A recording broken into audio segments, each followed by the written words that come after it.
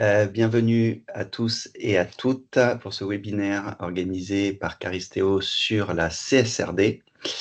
Et aujourd'hui, on va parler de ce fameux texte appelé Omnibus. Essayer de voir un petit peu ce que ça veut dire, ce que ça change pas, et concrètement, qu'est-ce qu'on peut en faire.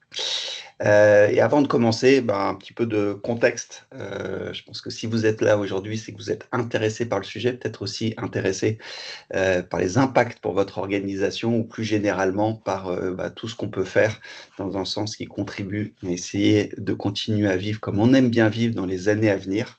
Il y a un petit côté résistance aujourd'hui à se préoccuper de ces sujets dans le contexte actuel. Et on va voir que il y a plein de choses qui évoluent plutôt en fait dans le bon sens. Et on va essayer de faire retomber la poussière de tout ce qu'on peut entendre ici et là sur ce texte de la CSRD. Donc on va se présenter. J'aurai le plaisir d'animer ce sujet avec Hélène et Gérald qui vont se présenter dans une minute. On va passer un moment à parler de Omnibus. Qu'est-ce que c'est que ce texte? On va comprendre que c'est un texte qui est aujourd'hui proposé par la Commission, il n'est pas encore voté. Donc, qu'est-ce qu'il pourrait changer? Il y aura beaucoup de conditionnels.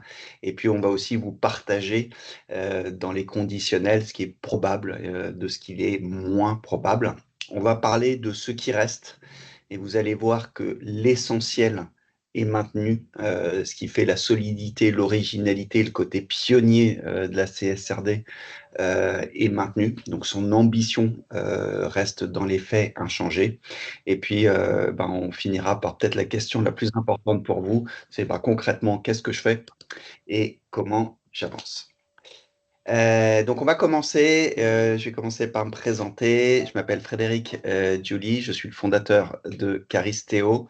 Je suis ingénieur de formation, j'ai passé une petite vingtaine d'années dans le secteur de l'aéronautique avant de me dédier au sujet climat et environnement depuis 2018. Je suis l'un des cofondateurs de l'association de la fresque du climat et donc fondateur de ce cabinet Caristeo. Et ce qu'on essaye de faire aujourd'hui, c'est d'accélérer tous les sujets de transition sur les organisations, depuis la prise de conscience jusqu'à la redirection écologique des organisations, c'est-à-dire les modèles d'affaires et comment se projeter dans un monde souhaitable dans les années à venir.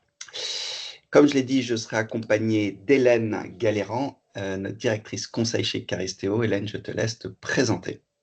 Bonjour à tous et toutes, je suis Hélène Galéron, du coup j'ai rejoint Caristeo en 2023 pour développer la branche, l'activité conseil chez Caristeo, donc que ce soit du conseil réglementaire, du type de ce qu'on va vous présenter tout à l'heure sur l'accompagnement à la CSRD ou à d'autres réglementations type bilan carbone, ou bien du conseil plus sur mesure, l'accompagnement de dirigeants, l'animation de séminaires, etc.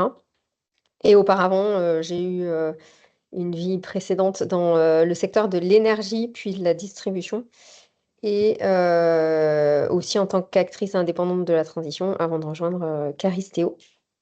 Et Gérald, du coup, je te passe la parole. Merci Hélène. Donc moi je suis Gérald Dauger. Ma vie précédente, elle était dans le monde de la finance et des paiements. J'ai exercé différents rôles, notamment de chef de projet dans ce domaine-là.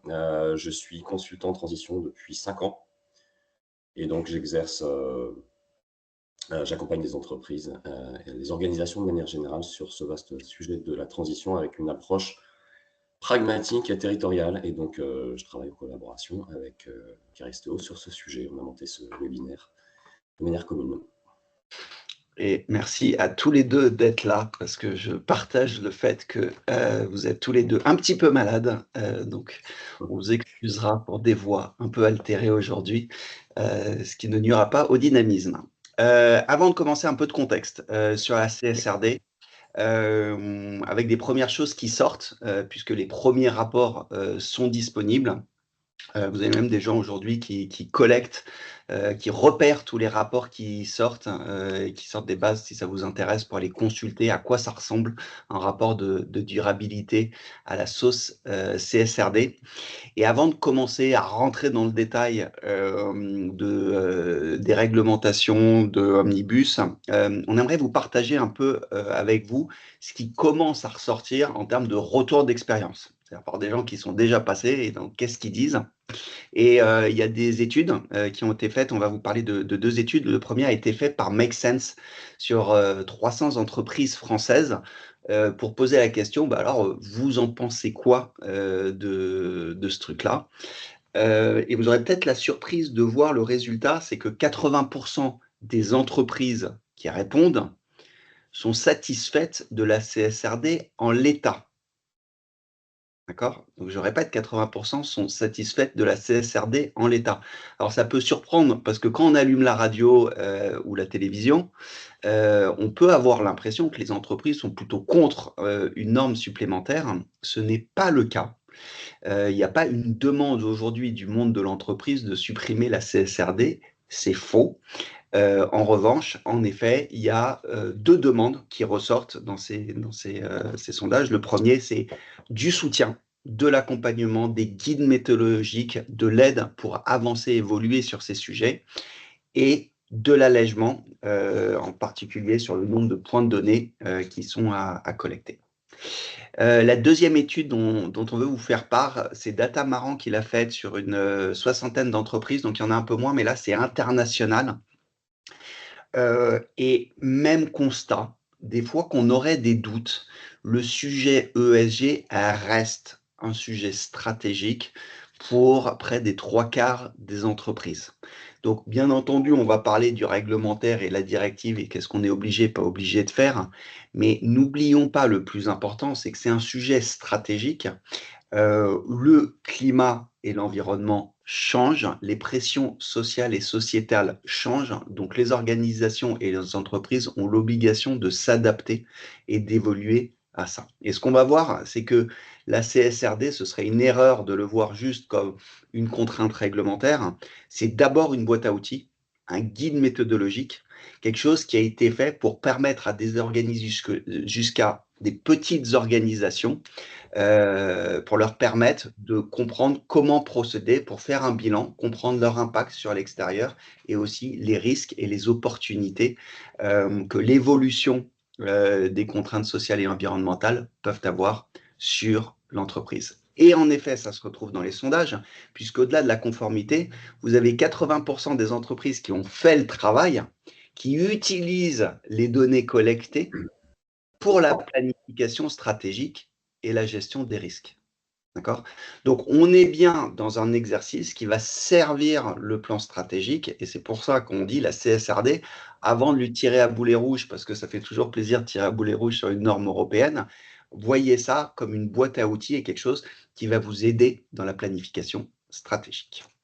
Donc voilà pour l'introduction et je vous propose maintenant de nous délecter de Omnibus et on va essayer de comprendre qu'est-ce que ça change. Alors Gérald, est-ce que tu peux nous remettre un petit peu en perspective la CSRD et l'Omnibus là dans tout le panel des lois européennes? Oui, avec plaisir. C'est vrai qu'il y a pas mal de jargon. Donc, ce que je vous propose déjà, c'est de prendre un petit peu de recul sur le sujet de la CSRD, qui n'est pas une initiative isolée en elle-même, hein, donc ça fait partie d'un tout. Et ce tout, c'est ce qu'on appelle, vous en avez sûrement entendu parler, le Green Deal et le plan d'action sur la finance verte. Ça part du constat assez simple qu'on bute sur des limites qui sont des limites physiques, les limites physiques de notre monde. Alors, c'est le climat, bien sûr, on pense au climat avec l'accord de Paris, mais ce n'est pas seulement le climat.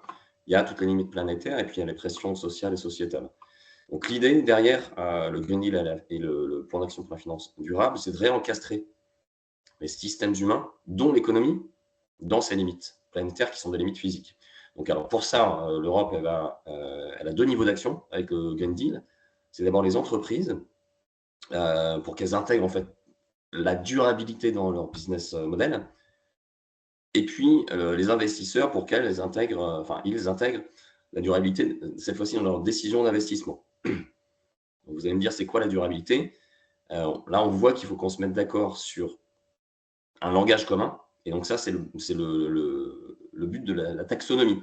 La taxonomie, ce qu'elle va faire, c'est qu'elle va dire pour un secteur d'activité donné, si c'est un secteur d'activité qui est durable ou pas. Donc ça, c'est la première brique. Et puis ensuite, les entreprises, elles, on va leur demander justement de faire ce rapport de durabilité, c'est-à-dire dire ce qu'elles font en la matière, hein, et quelle part de leur activité relève du durable et quelle part de leur activité relève du non durable selon la taxonomie. Ça, c'est les entreprises. Et de l'autre côté, les sociétés de gestion, les investisseurs, on va leur demander d'utiliser cette même taxonomie pour constituer leur fonds d'investissement. Donc, c'est ce qu'on appelle, vous avez peut-être déjà vu ça, les articles 6, 8 et 9 de la SFRD, donc l'équivalent de la CSRD pour les sociétés de gestion. Donc ça, le but derrière, c'est quoi? C'est améliorer la transparence, c'est aussi réduire le greenwashing. Deux petits mots sur une autre directive qui est aussi importante, on vous avez peut-être entendu parler, c'est la CS3D. Alors, je vais être rapide parce qu'en fait, notre webinaire aujourd'hui, il ne porte pas sur la CS3D. Mais c'est quoi, en fait, si la CS3D, c'est fais ce que tu dis.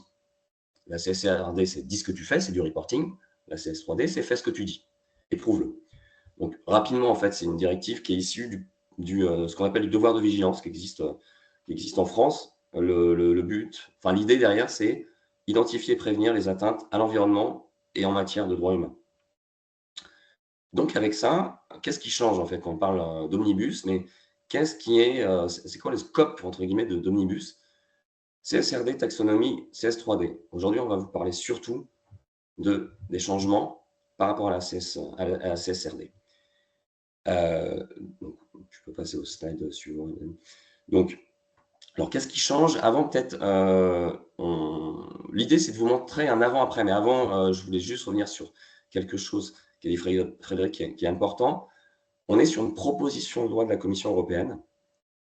On n'est pas sur la version définitive. La proposition de loi va faire forcément l'objet d'abord d'une validation du Parlement et du Conseil, donc grosso modo 6 mois. Et ensuite, il y a un décret d'application, donc un acte délégué pour les intimes du droit européen. Il faut bien avoir ça en tête. Il y a encore une part d'incertitude par rapport à, évidemment, la direction que l'on prend. Alors, au départ, il était prévu de mettre la CSRD, de la déployer de manière progressive, par vague. Donc, la première ligne, c'est les grandes entreprises de plus de 500 personnes.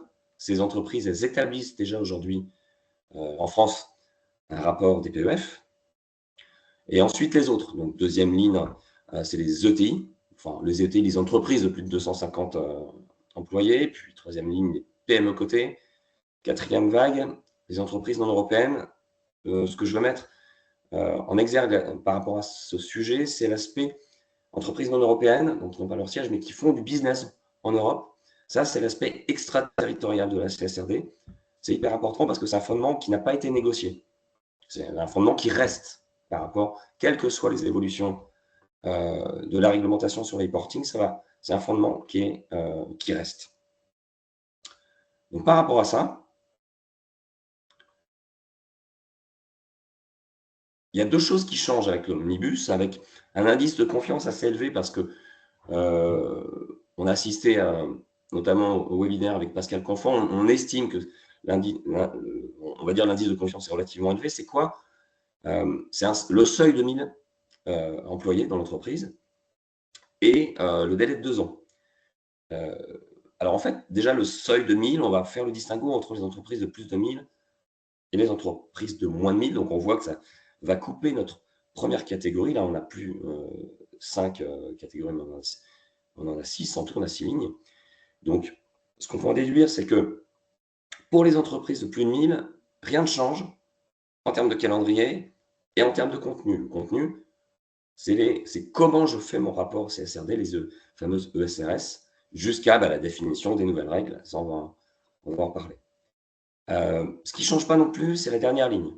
Les entreprises qui étaient là soumises, elles ne restent pas soumises. Et puis, les lignes en rose, donc la deuxième, la troisième, la quatrième, donc première vague, deuxième vague, troisième vague, elles vont subir un décalage sur quoi? Sur quelque chose finalement qui reste à définir, mais sur la base des mêmes fondamentaux. On va rester sur des fondamentaux de la CSRD, mais ça ne sera pas la CSRD, ce sera quelque chose qui reste à définir. La ligne en saumon, c'est les entreprises non européennes dont je parlais. Donc là, il n'y a pas un décalage de calendrier, il y a juste une revue un peu à la hausse d'un des critères, notamment celui du chiffre d'affaires. Voilà en ce qui concerne ce qui change. Alors on peut se le représenter différemment. On l'a fait pour vous, on peut se le représenter en se disant avant, il y avait une espèce de bel escalier de déploiement. On avait les grandes entreprises, puis les ETI, puis les PME, puis les entreprises non européennes. Et ça c'est vraiment la compliance, c'est-à-dire comment respecter l'exigence réglementaire d'établir un rapport de durabilité. Elles, les PME d'un côté, on a vu qu'elles n'avaient pas l'obligation d'établir ce rapport. Mais est-ce qu'elles sont impactées? Et pourquoi on se pose d'ailleurs la question, pourquoi quand on se pose la question qui est impactée ou qui est concernée, la réponse est différente? C'est un peu ce que vous a dit Frédéric. Il y a un autre principe qui est absolument fondamental et qui reste, c'est la notion de chaîne de valeur. Donc, qu'est-ce que ça veut dire? Ça veut dire que par capillarité, les exigences de publication des grandes entreprises, elles vont se retrouver, elles vont être passées aux voisins, elles vont être transférées, et notamment aux fournisseurs. Donc, ça, on le sait, par exemple, quand on fait un bilan carbone, on sait très bien que 80% de son bilan carbone, c'est souvent celui de ses fournisseurs, quand c'est pas plus. Donc, si aujourd'hui, je suis une grande entreprise, donneur d'ordre, pour mon rapport de durabilité, je vais devoir en fait demander des informations, demander des comptes à des parties prenantes de ma chaîne de valeur sur le climat, mais aussi sur la biodive, sur les impacts sociaux, sociétaux. Et puis, si je suis une PME, fournisseur du coup de cette grande entreprise, je vais devoir répondre à ces exigences qui m'ont été transférées. Et c'est mieux que je sois en capacité de le faire vite et bien. C'est en tout cas un facteur de différenciation. Il faut savoir que c'est le même, ça fait partie. Moi, j'ai déjà vu en tant que système de cotation des sous-traitants. Donc l'omnibus, par rapport à ça, il vient, ce qu'on a dit, il vient splitter le groupe des grandes entreprises en deux. Aujourd'hui, on a les 1000. Les 1000, il n'y a rien qui change pour elles. Par contre, effectivement, dans les vagues qu'on avait définies tout à l'heure, elles vont subir, en profiter ou en fonction d'un décalage de 2 ans par rapport à quelque chose qui est en train de se mettre en place. Donc, on voit en fait, par rapport à ça, que la chaîne de valeur elle-même, dont on parlait tout à l'heure, avec mon entreprise qui n'est pas cotée, ma PME qui n'est pas cotée, si ma chaîne de valeur elle est identique, finalement, les impacts restent les mêmes. La réglementation, elle change, mais les impacts, pour un PME côté, mon côté, elle va rester les mêmes. Et au lieu d'avoir une exigence réglementaire, on va avoir une exigence vis-à-vis d'un donneur d'ordre. Voilà, donc ça, c'est ce qui change. D'autres choses qui changent, avec Omnibus, on a beaucoup entendu parler des data points. Alors, on a tiré à boulet rouge en disant il y a 1400 data points, etc. Même si ce n'est pas vrai, ça a été pris en compte par la commission qui veut les réduire, qui veut privilégier les data points quantitatifs, qui est peut-être alors plus ou moins obligatoire en fonction, mais en tout cas qui veut clarifier les règles. Ça, c'est sur le data point. Il y a une recommandation qui est super importante qui porte sur la VSME. La VSME, c'est quoi? C'est la norme en fait volontaire, un V pour volontaire.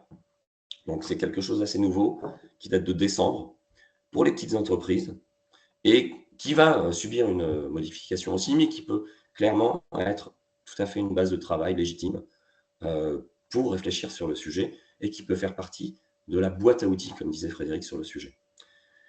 Ce qui change aussi, c'est qu'il n'y aura pas de normes sectorielles. Il était prévu d'avoir des normes sectorielles, oil and gas, transport, etc. Il n'y en aura pas. En termes d'audit, on va rester sur une assurance limitée plutôt qu'une assurance raisonnable. Alors, la limitée consiste à dire je n'ai pas vu d'éléments qui pourraient faire croire qu'on ne respecte pas en fait la réglementation, alors que l'assurance raisonnable, c'est les éléments que j'ai en ma disposition montrent qu'on respecte la réglementation. Il y a du négatif d'un côté, positif de l'autre.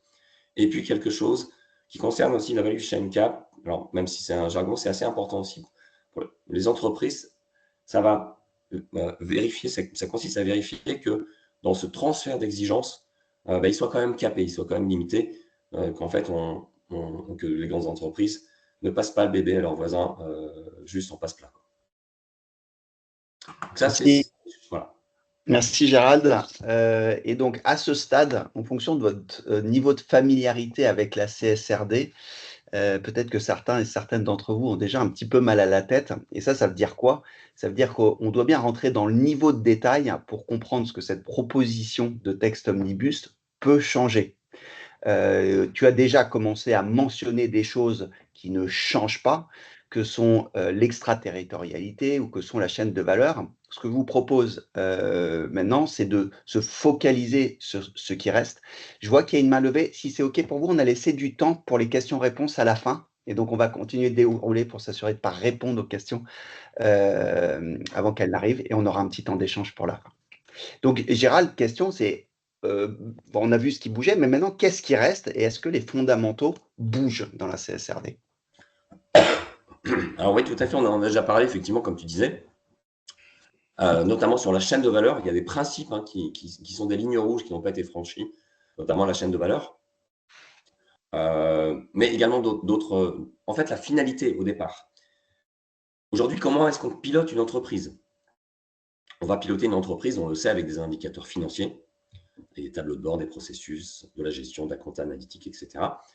Et en fait, la CSRD, elle est considérée comme un tableau de bord augmenté, enrichi des dimensions sociales et environnementales. Si on considère que la finance est une dimension, voilà, on voit les choses en 3D quelque part.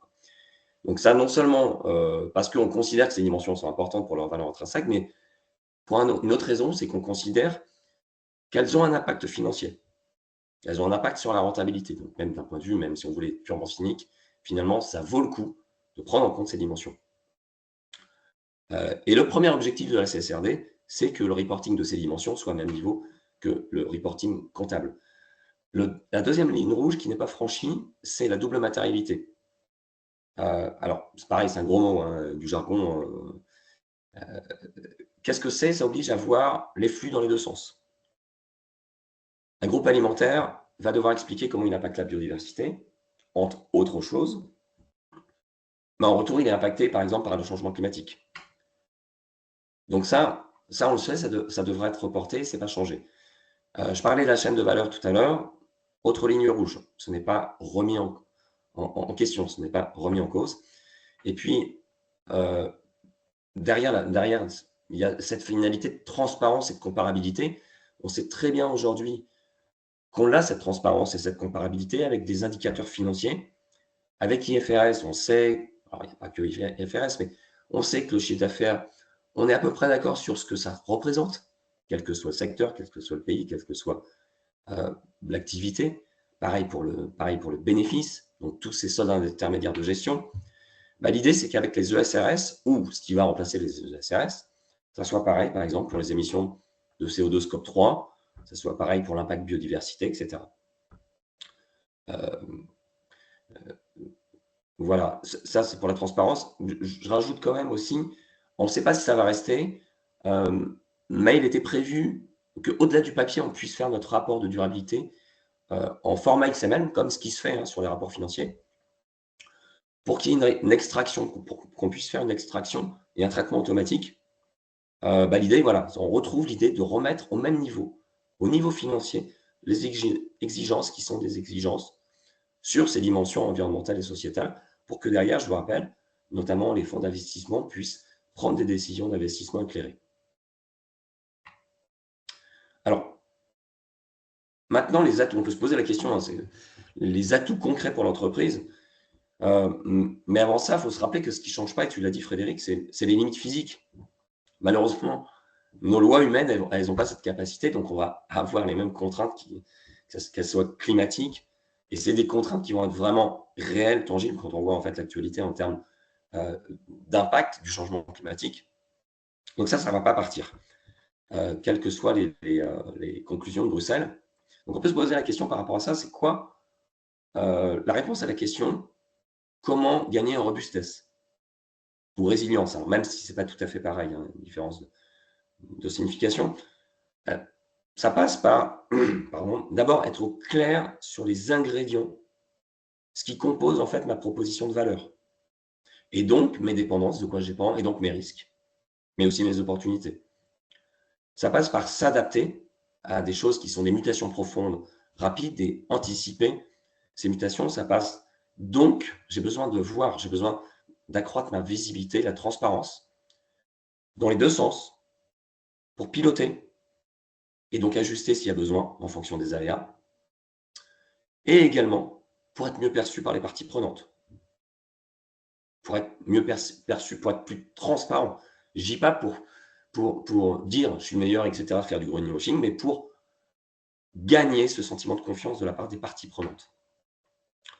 Et on sait très bien, c'est prouvé par beaucoup d'études statistiques, que dans ces conditions, quand on fait cette démarche, on a beaucoup plus d'opportunités business. Vous pouvez vous reporter aux statistiques par rapport aux entreprises qui ont mis en place Bicorp, qui est de l'introspection, mais qui est aussi de la communication. On va avoir des opportunités financières parce que on va rentrer beaucoup plus facilement dans les grilles d'analyse des financeurs, qu'ils soient bancaires ou autres. Et on va améliorer son attractivité, on va la booster. C'est les clients, bien sûr, on pense aux clients, mais ça va être aussi les salariés, ça va être les sous-traitants, et ça va être aussi, par exemple, des candidats à l'embauche, jeunes diplômés, qui sont hyper regardants par rapport à ces sujets. Ça ne change pas. Merci Gérald, et merci à ta voix de t'avoir accompagné jusqu'au bout. On n'était pas complètement sûr qu'elle y arrive. Donc on a compris que les fondamentaux sont maintenus, qu'il y a eu des lignes rouges qui n'ont pas été franchies par la Commission européenne, que maintenant il va y avoir des modifications, que les seuils évoluent, que les dates évoluent, que les contenus évoluent. Donc moi je suis une petite organisation, la question qui va se poser c'est concrètement, je fais quoi? Alors Hélène, qu'est-ce que tu nous recommandes? Alors, pardon, donc là, maintenant, ce que je vous propose, c'est de faire un petit exercice de projection, de se mettre un peu dans vos baskets, en disant, voilà, concrètement, comment moi, je peux avancer? Alors, étant donné tout le contexte qu'on a décrit, les personnes qui prennent la parole sur l'omnibus, etc., on sent qu'il y a quand même un contexte d'incertitude qui est assez certain, avec des modifications à venir dont on ne connaît pas précisément les contours, etc. Donc, une première option pourrait être d'attendre. Au contraire, nous vous engageons plutôt à poursuivre vos efforts, voire à vous mettre en action si vous n'avez rien enclenché pour l'instant. Et ce, pour deux raisons principales. Tout d'abord, pour rappel, donc j'ai remis là le graphique que Gérald a commenté tout à l'heure. Le devoir de transparence, il reste certes l'assujettissement à la CSRD peut être modifié, voire annulé pour certaines entreprises. Néanmoins, quelle que soit la taille de l'entreprise, vous serez amené à reporter, à être plus transparent vis-à-vis de vos plus gros donneurs d'ordre et de manière à rester compétitif par rapport aux autres fournisseurs et à intégrer au mieux les chaînes de valeur dans lesquelles vous vous intégrez dans votre activité. Donc ça, cet enjeu de transparence et de clarification de votre performance ESG, elle va se renforcer in fine par capillarité dans l'organisation économique européenne. Le deuxième rappel, c'est vraiment les fondamentaux de la CSRD qui sont confirmés et qui sont maintenus, puisqu'on sait que c'est un des outils du Green Deal européen qui aujourd'hui n'est pas remis en question. Et ces fondamentaux-là, on peut les reformuler en 3 piliers.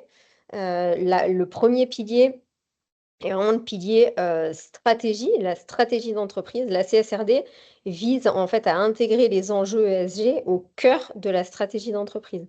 Donc ce pilier, il vous amène à clarifier votre modèle d'affaires, clarifier votre chaîne de valeur, vos parties prenantes, et à clarifier la gouvernance, notamment vis-à-vis des enjeux ESG, dans votre organisation. Donc ça, cette stratégie d'entreprise, elle reste et il n'est pas question de la remettre en question.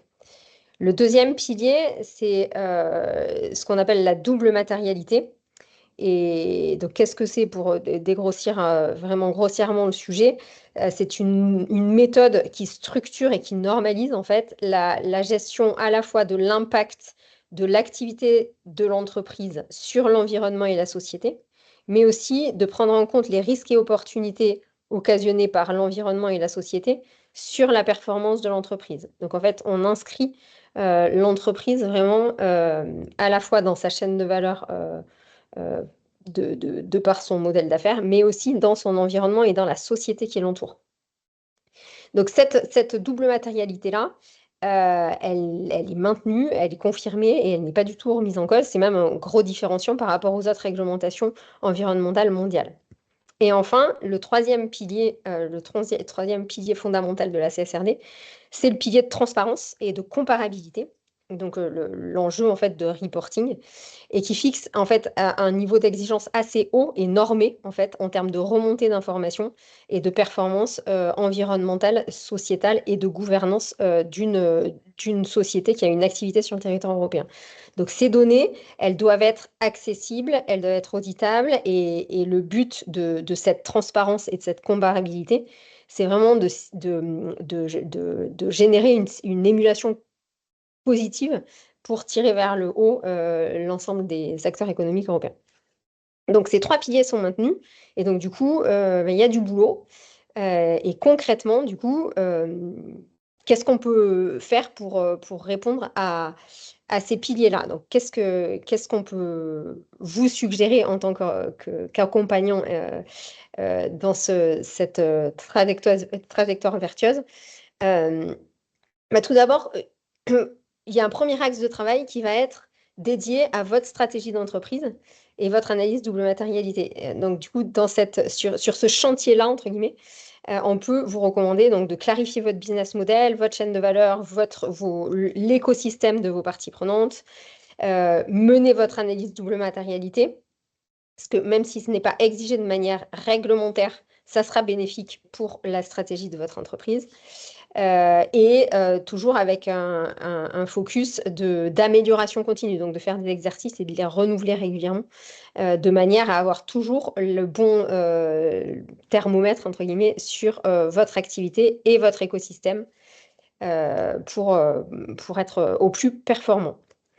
Un deuxième chantier va être dédié au sujet des compétences ESG. On voit que la CSRD introduit des concepts qui sont nouveaux, qui sont normés, et avec lesquels il faut se familiariser et monter en compétences. Donc, développer des expertises ESG dans votre organisation, c'est un investissement de long terme. Ça ne sera jamais perdu, puisque de toute manière, que ça vienne du législateur ou bien de vos donneurs d'ordre, vous aurez à rendre des comptes sur un certain nombre de notions ESG qui sont pérennes et qui n'ont pas vocation à être remises en question. Cette montée en compétences, elle doit se faire à tous les niveaux de l'organisation, puisque puisque toutes les instances et tous les comités de gouvernance de l'entreprise vont avoir une place à jouer dans la gouvernance ESG de l'organisation. Donc, monter en compétences à tous les niveaux de l'entreprise, c'est vraiment un chantier à mener dès aujourd'hui. Et un deuxième degré de montée en compétence, c'est la sensibilisation des parties prenantes internes, mais aussi des parties prenantes externes. On a vu que via la CSRD, vous concevez votre activité dans une chaîne de valeur et du coup, vous allez avoir à exiger des choses de la part de vos fournisseurs, de vos parties prenantes externes. Et au plus vous les sensibilisez, au plus ils seront intégrés et aidants dans le process de collecte de données. Donc, investir dans les compétences ESG, c'est vraiment quelque chose qui n'est pas négligé. Et enfin, le troisième chantier, et non des moindres, c'est le chantier data. Donc, Omnibus peut donner 2 ans de répit pour certaines entreprises avec un décalage temporaire des exigences, même si on ne sait pas exactement le niveau d'exigence qui seront émises à cette échéance-là. Prenez ce temps-là comme une opportunité de structurer au mieux vos données ESG dans votre organisation pour fiabiliser les remontées de données et puis pour vous outiller le cas échéant. On voit il y a, il y a du boulot, il y a des choses à faire à différents niveaux. Maintenant, non, pardon, quels sont les outils que vous avez à disposition pour avancer sur ces différents chantiers? Mais il y a un certain nombre d'outils qui ont été introduits par la CSRD et dont vous pouvez exploiter l'existence. C'est-à-dire que l'analyse double matérialité a été introduite par la CSRD avec un cadre méthodologique qui est précis et qui structure bien la démarche. Saisissez-vous-en. Les standards de reporting sur les différents piliers de l'ESG, appelés ESRS dans le jargon CSRD, eux, on sait qu'ils vont être revus, comme l'a dit Gérald. Néanmoins, les piliers principaux que sont le 1 sur le climat, le S1 sur les salariés de l'entreprise et le G1 sur la gouvernance et la gouvernance des affaires sont des piliers qui n'ont pas vocation à être trop diminués. Donc, vous penchez sur ces sujets-là, c'est de toute manière des questions qui sont bonnes à se poser pour la performance et la compétitivité de votre entreprise. Et enfin, le reporting volontaire VSME qui est recommandé par le législateur pour les entreprises qui sortent de l'exigence réglementaire. Pareil, c'est un cadre de reporting qui peut vous être utile dans la structuration de votre démarche, puisqu'elle pose les bonnes questions sur les différents piliers d'une performance ESG. En parallèle de ces outils CSRD, il existe d'autres outils que vous avez peut-être déjà utilisés dans votre organisation ou que vous êtes en train de mettre en place. Surtout, maintenez vos efforts et n'annulez pas tous ces chantiers-là, puisqu'ils vont dans le sens de la CSRD. On peut citer par exemple les bilans carbone, les plans de transition type Acte Pas à Pas ou autres, certains labels internationaux comme EcoVadis ou Bicorp qui ont fait un travail l'année dernière de mise en conformité de leurs exigences avec la CSRD, ou d'autres travaux de gestion des risques et opportunités, ou encore de formation ESG dans votre entreprise. Donc là, le message, c'est vraiment ne désinvestissez pas vos efforts sur ces sujets-là, puisque le sens de l'histoire va vers plus de transparence et plus de justesse dans les remontées d'informations sur les performances ESG des organisations. Et enfin, du coup, comment, ayant dit tout ça, ayant balayé tous les chantiers possibles à ouvrir dans votre organisation, comment nous, Caristeo, on peut vous accompagner? Eh ben, cela va dépendre de votre contexte, de votre entreprise et de vos besoins. Et nous pouvons vous accompagner sur les différents piliers et axes de travail décrits précédemment, que sont la stratégie, donc par exemple par des ateliers de clarification de business model et de chaîne de valeur. On peut mener avec vous l'analyse double matérialité, on peut vous accompagner dans le bilan carbone ou encore dans des feuilles de route ESG, dans l'établissement de feuilles de route ESG. Sur la partie montée en compétences, nous sommes organisme de formation, nous développons des formations sur mesure sur la CSRD, mais aussi sur le carbone ou sur d'autres problématiques plus sectorielles qui peuvent concerner votre activité. Nous faisons aussi de la sensibilisation grand format. Nous avons l'habitude de déployer à grande échelle des ateliers de sensibilisation. Et nous pouvons aussi animer soit des ateliers, soit des communautés en fonction de vos besoins pour monter en compétence l'ensemble de l'organisation. Et enfin, sur la partie données, nous pouvons vous accompagner dans la structuration, puis la collecte des données, la mise en conformité VSME ou le rapport complet de durabilité. Et du coup, pour y voir un peu plus clair sur votre problématique particulière, on a deux produits d'appel à vous proposer.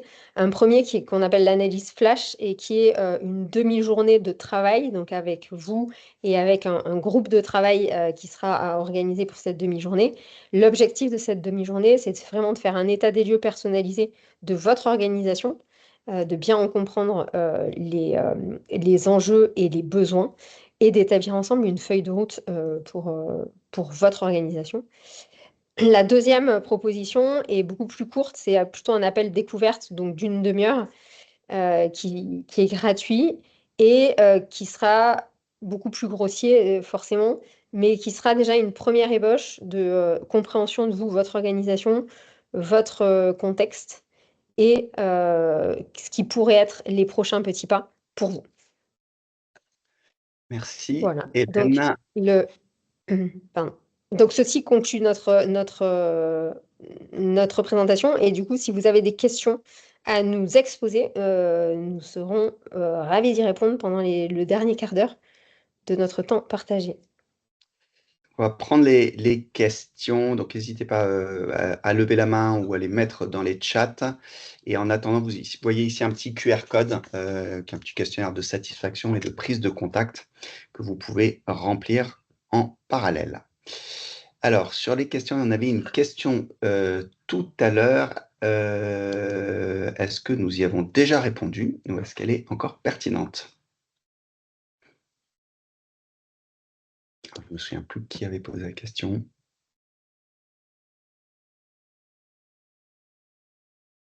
Merci. Je vous mets dans la conversation le lien qui correspond au QR code aussi, sur lequel vous pouvez cliquer aussi pour nous faire remonter les besoins éventuels que vous pourriez avoir dans votre organisation. Merci, Hélène. Et ben, je pense qu'il n'y a pas de questions. Donc, n'hésitez pas de les mettre dans le chat là, si vous ne souhaitez pas intervenir. Ouais. Oui, bonjour à tous, Cindy Castronovo, bonjour Fred. J'ai une petite question. Donc, nous ne sommes pas soumis en tant qu'entreprise à la CSRD. C'est plutôt le groupe qui fait partie, dont l'entreprise pour laquelle je travaille fait partie, est soumis à la CSRD.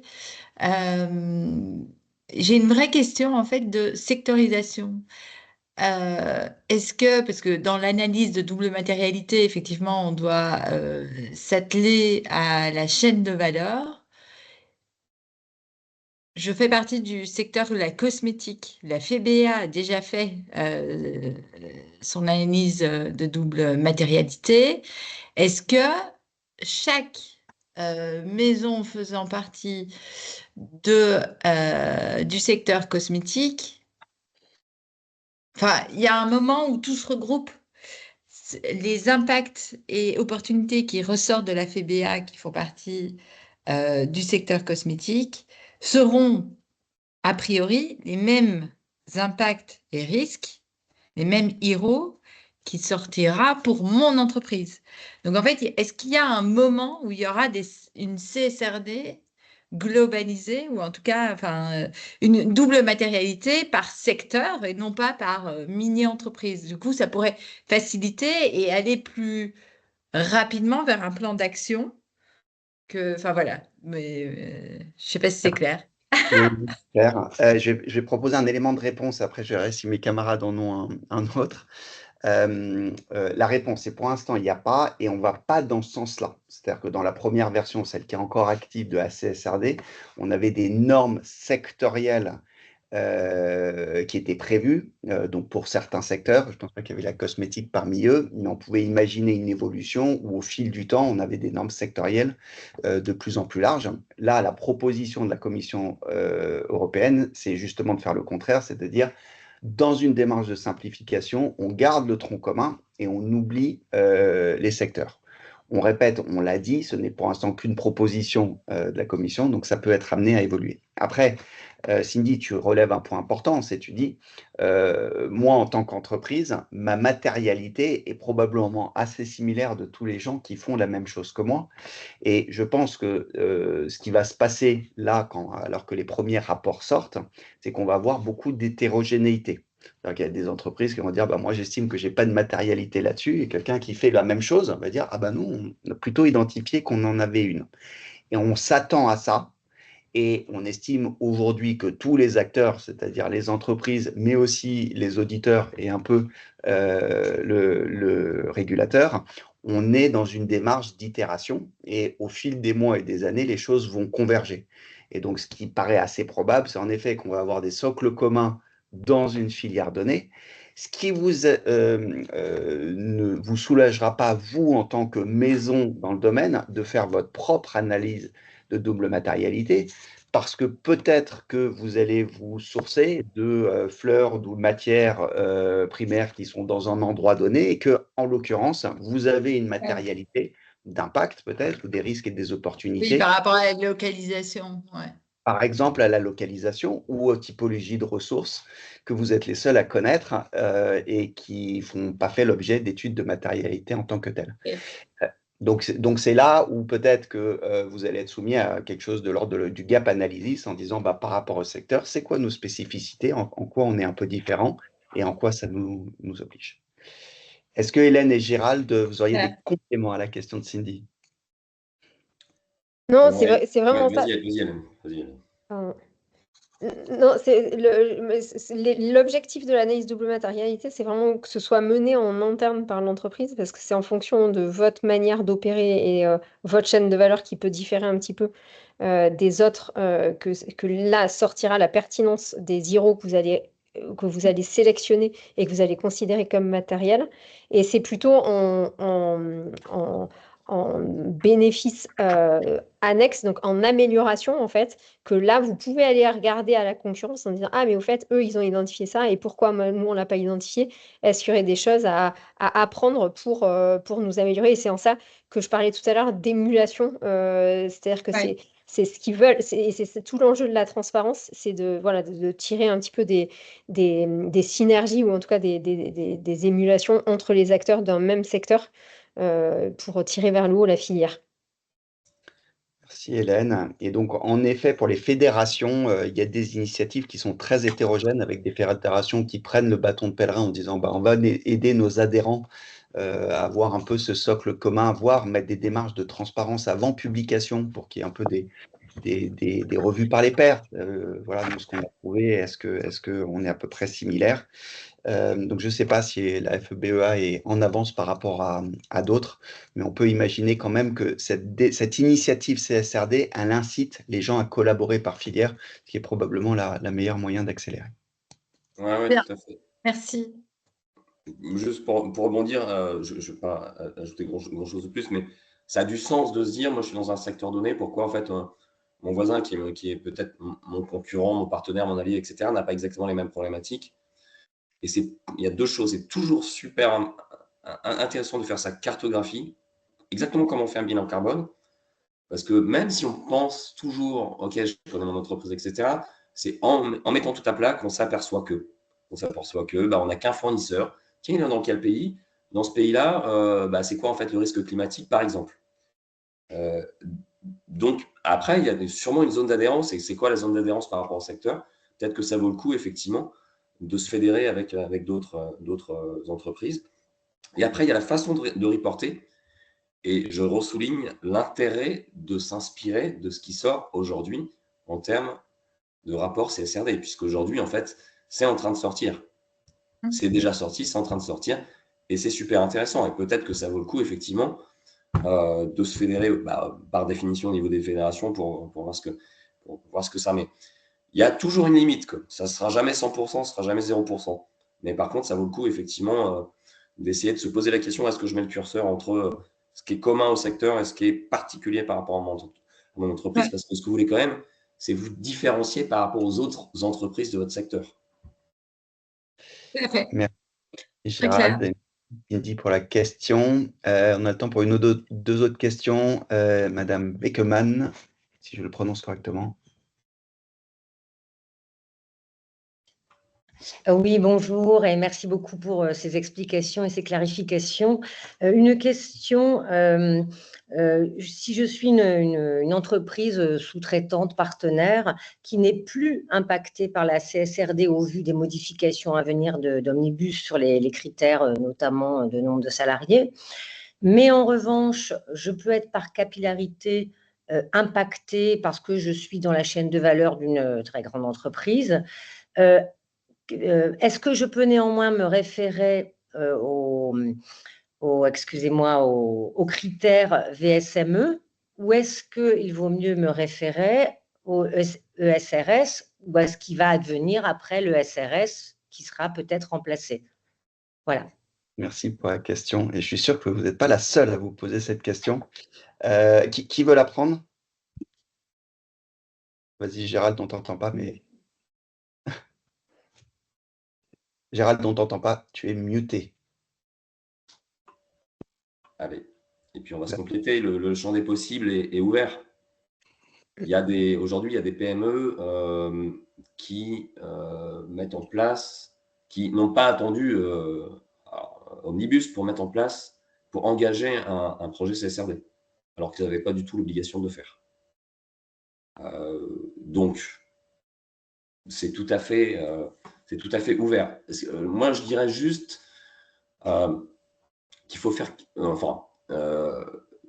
qu'il faut essayer, alors même si c'est pas simple, d'où l'intérêt aussi potentiellement de se faire accompagner, de dimensionner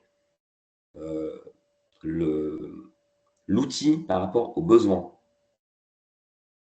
Donc, il y a effectivement la CSRD qui est un peu le full Monty, et puis on a quelque chose qui est le Voluntary SME, qui est un petit peu plus light et qui est basé sur la simple matérialité, qui est peut-être une toute première étape.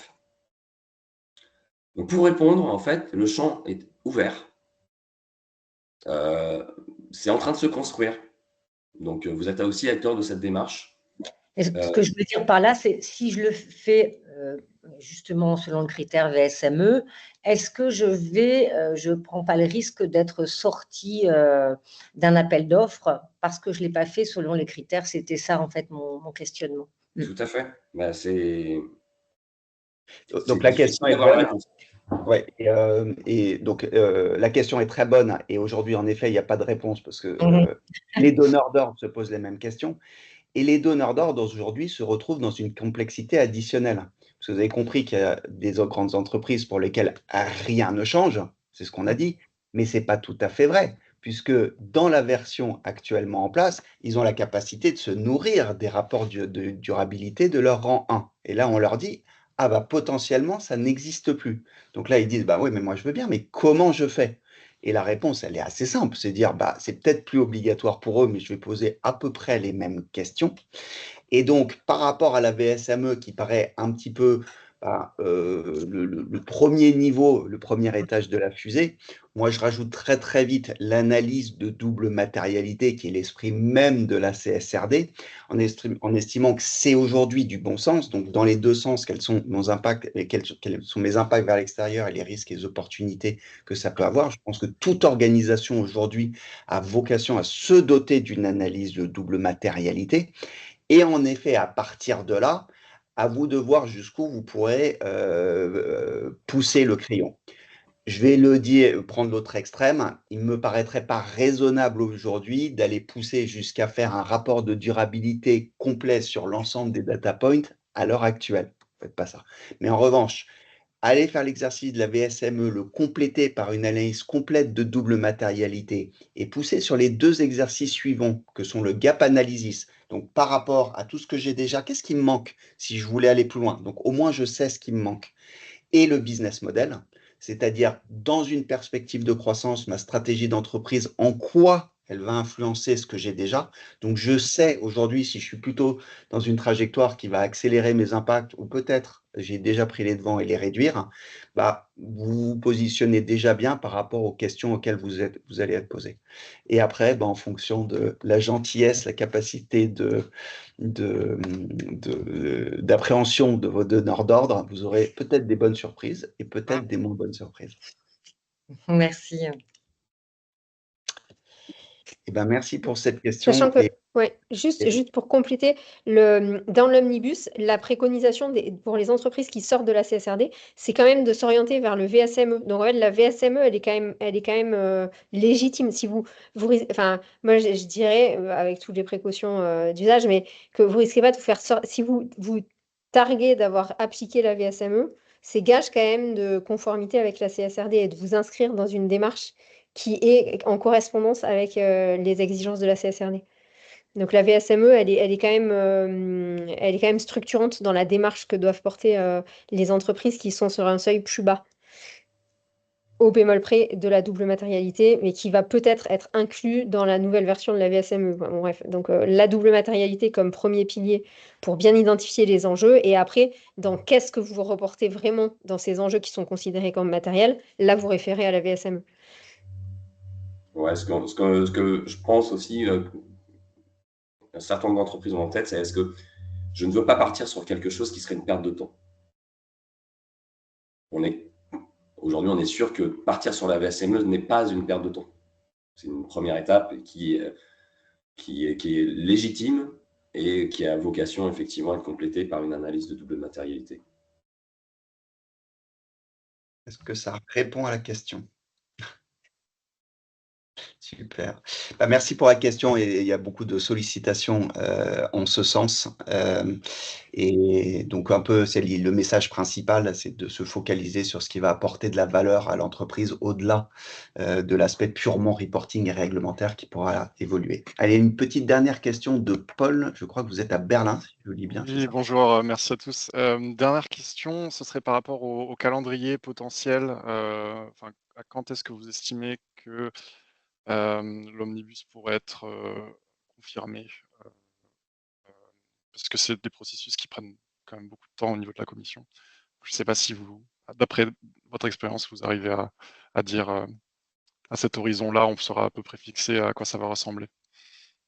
Alors, de notre compréhension, pareil, on laissera compléter, mais donc les mécanismes sont effectivement complexes et ils essayent de faire deux temps. Un premier mécanisme qui est stop the clock, puisque la question qui était adressée avant se pose particulièrement pour les pays comme la France, où la législation CSRD a été appliquée au droit français. Donc aujourd'hui, on est quand même dans un continuum législatif qui est incohérent. Et donc la première urgence aujourd'hui dans le débat du Parlement européen, c'est de clarifier ça et de bien dire aux entreprises qui, en théorie, sont soumises assez vite, de dire qu'est-ce qui va se passer. En effet, quoi qu'il arrive, on va vous autoriser un décalage de 2 ans. Donc, il va y avoir une priorité qui devrait aller assez vite autour de ça, de ma compréhension en tout cas. Il n'y a pas de débat sur le bienfait de faire ça, c'est juste apporter un minimum de lisibilité, ce qui est le moins qu'on puisse attendre de la Commission.